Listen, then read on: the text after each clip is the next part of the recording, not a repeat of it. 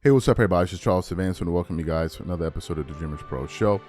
We'll cover everything from sports, hot topics, classic debates, entertainment, and we'll give you guys a fresh perspective on things and how we see them. And today we got a great show for you guys. We got a great show, but before we get into it, please make sure you like the video and sub to the channel. Let me first of all say it feels amazing to watch these dudes lose. It feels amazing. I'm not sugarcoating, I'm not hiding my feelings. I'm not up here twerking it up. It feels great. Because I can't stand these MFers, these JJ Redick, LeBron James. I can't stand them. These dudes are part of the group of guys that try to diminish former eras in the NBA and all. And I'm sorry, I'm not a fan of them. Sorry, I'm not hiding my feelings for it. I'm not gonna act politically correct, like, oh no, say this when you really don't mean it and give the just due. I'm not giving no damn just due. I'm not giving it. You can go somewhere else for if you want the just due. I ain't giving them the just due. Right? So as you guys know, the Lakers lost again. They now find themselves in a 3-1 deficit or 1-3 deficit, however you want to view it. And they're on the brink of elimination. But coming into this season, people were calling JJ Redick the next Pat Riley. And you had all of these LeBron supporters up there twerking it up all over the place, pouring honey all over each other, hollering and screaming. One's flying all over the air because they just, oh man, you know, JJ this and JJ that. All of them just twerking it up. Twerkation Nation. And then, 2 days ago, I posted on the channel, JJ Redick is 2 losses away from being Darvin Ham. And people pointed out to me like, no, he's not. Because Darvin Ham, his first year as a rookie head coach, went to the NBA Western Conference Finals. JJ doesn't look like he's even going to sniff the second round at this particular moment in time, right? So you have that. And then, I began to think about JJ's ridiculous ass as I was watching some of the post-game commentary yesterday. And let me just say this. One of the reasons, again, I don't like JJ Redick.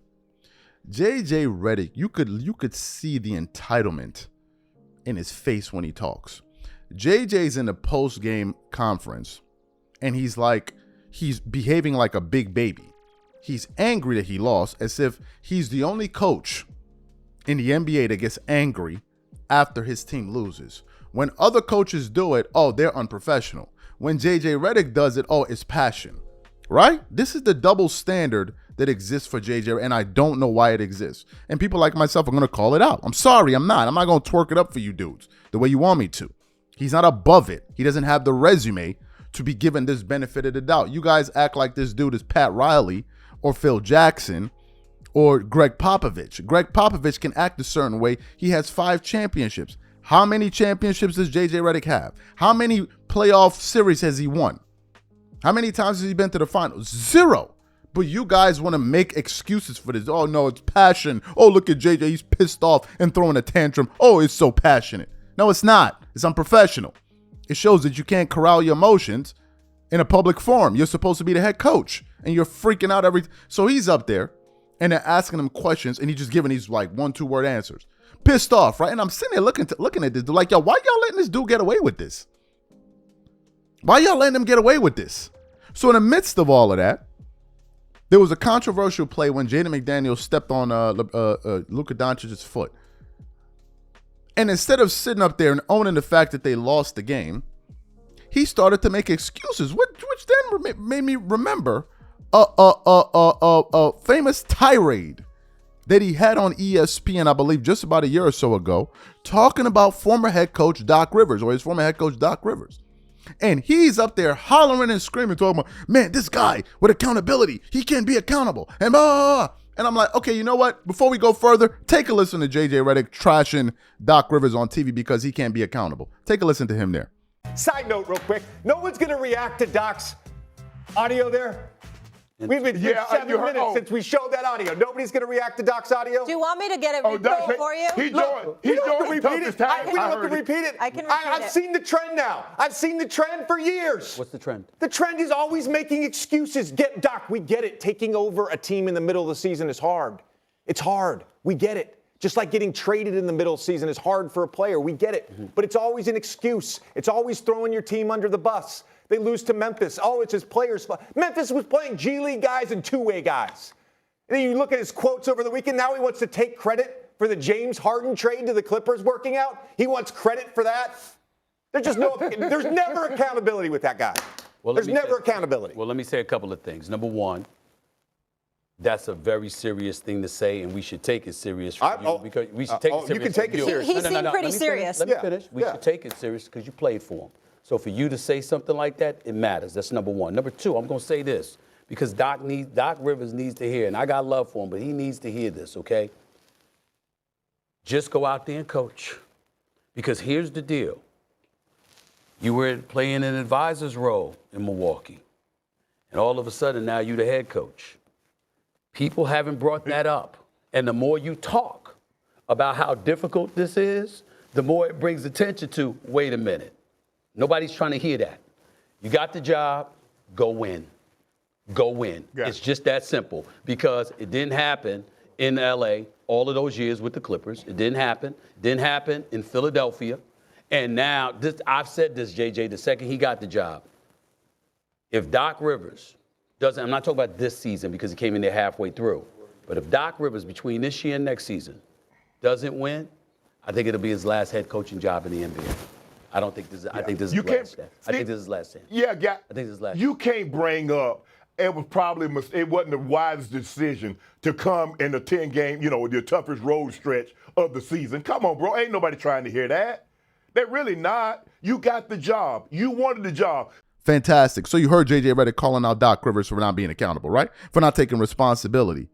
But then JJ Redick, that's exactly what he did yesterday when he started making excuses for why they lost and talking about the refs didn't call. I'm like, yo, hold up. What happened about being accountable? What happened to accountability? But before we even get into his comments, today's video is brought to you by our sponsor, GameTime. One of the things I love the most is making unforgettable memories with family and friends. And one of the things I hate the most is overpaying for tickets only to find out that there was a better deal out there. That's one of the reasons I started using GameTime. GameTime is the easy go-to app for last-minute tickets to sports, concert, and theater events across 60-plus states in the US and Canada. GameTime saves me time, money, and stress by curating only the best deals, so I'm not wasting a whole bunch of time scrolling through overpriced tickets. GameTime Picks is my favorite tool. It highlights the best value seats instantly. No more guesswork, no more wasting time. For example, I am super excited about this Game 2 matchup between the Los Angeles Clippers and the Denver Nuggets. Here's what I like to do. I turn on all-in pricing so I know exactly what I'm paying for up front. I check GameTime Picks to find out the most valuable deals. And finally, I pick the ticket I want. I choose between the cheapest deal, the great deal, or the amazing deal.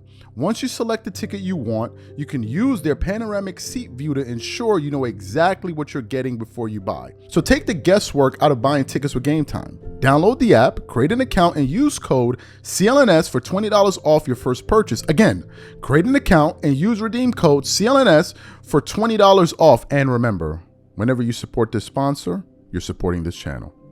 Thank you. So what we want to do now, we want to play an audio of JJ Redick yesterday from the post-game conference, blaming everybody else except himself. Take a listen to that there. Second half and went with those guys the whole way through. Was that the plan from the start, and how did you kind of manage what you were going to do? No, it wasn't planned, but we just made the decision at halftime. What do you take away, I guess, most from a kind of an emotionally difficult loss like that, in which you had yourselves in pretty good shape multiple times and they just kept coming back? We certainly played well enough to win, and we gave the effort to win, and it's not a planned thing to play five guys an entire second half. We asked them at the beginning of the fourth quarter, told them we had 2 extra timeouts. If you need a sub, let us know. Those guys gave a lot. JJ, how much stress did Ant put your perimeter defenders on there in the fourth? And so you heard JJ Redick. Where's the accountability? Where is the accountability in his commentary? He's blaming the refs. Now, in his mind, he's given a valid reason for why things played out the way that they did. But when Doc Rivers did it, oh no, he's not being accountable. And the crazy part is, you dudes sat up there and let this dude say it. You sat up there and let him say it. Because I'm going to keep it a buck. I don't care who it offends. I believe a lot of you dudes have an inferiority complex. I believe a lot of you do. And whenever JJ do something, because he a white dude, oh man, y'all be loving it. But when Darvin Ham and all them be doing, oh man, Darvin, he a fool, man. Darvin, he a fool. Look at his head. Look at his face. He a fool. His hands in his pocket. He a fool. Some of y'all be acting like that. Let's keep it a buck. Let's keep it a stat. I don't care who it offends. And my thing, it ain't no race thing. Because it's not about, oh, JJ Redick is white and I don't like him. No, there are a lot of white guys that I like. A lot of them. What I don't like is his attitude. And him feeling like he's above it all. And feeling like he should get a pass when other people had to earn their stripes. Why does he get a pass? Why does he get to say crazy things about people from the previous eras when he has contributed nothing to the game? You don't get to talk about people that built the league for you to go up there and earn millions of dollars, and we're supposed to be taking you seriously. I'm sorry, we don't. You don't get to get away with that. And I'm like, I'm not one of these people that's going to be sitting up here twerking it up all day long for JJ Redick because you're enamored by him. Maybe it's his hairstyle you like. I don't know what it is. No, you don't get to be that arrogant without results. What are the results that JJ Redick has for him to be acting the way that he acts? What are the results? Where are the results? There are no results. Nothing. He has nothing on his resume. Nothing is barren. Barren. But yet, he still acts like as if he's done something in the NBA in terms of a coach when he hasn't. And I'm calling it out. You're not Greg Popovich. You're not Phil Jackson. You're not Eric you're none of these guys. You notice how those guys are white? You notice how they're white and I have no issue with them? Has nothing to do with being white. What I'm calling out the inferiority is in some of you dudes that find it, you don't even think twice before you attack Darvin Ham. But with JJ, oh, let's give him a second chance. Let's think about it this way. Just yesterday, I'm reading comments on the internet. Oh, man, you know, because he played his starters 24 straight minutes in the second half. Well, what do you expect? He's a rookie head coach. And I'm like, where was all of this? Where was all of this grace for Darvin Ham? I didn't see it. I didn't see it. So we're gonna hold everybody accountable. Period. Regardless of your background, regardless of your skin color, everybody's being held the same. Because at the end of the day, in sports, you're being judged off of your results. And thus far, he has 0 results. 0. Absolutely nothing. Nothing on his resume. Nothing. Which means that we should feel even more emboldened to call him out. Because if it was somebody that at least had something on their resume, we could say, oh, you know what, well, let's give it a second chance because he's actually done something. What has JJ done? Nothing. Absolutely nothing. And he thought it was, oh man, this guy takes no accountability. He takes no accountability. At least he has the emotional self-control to sit down in a press conference and do it without acting like a child throwing a tantrum. At least he can do that. Something you seem incapable of doing. These are my thoughts. I said what I said. Feel a type of way. Who go on subscribe, unsubscribe. I said what I said. These are my thoughts and I'm out. Peace.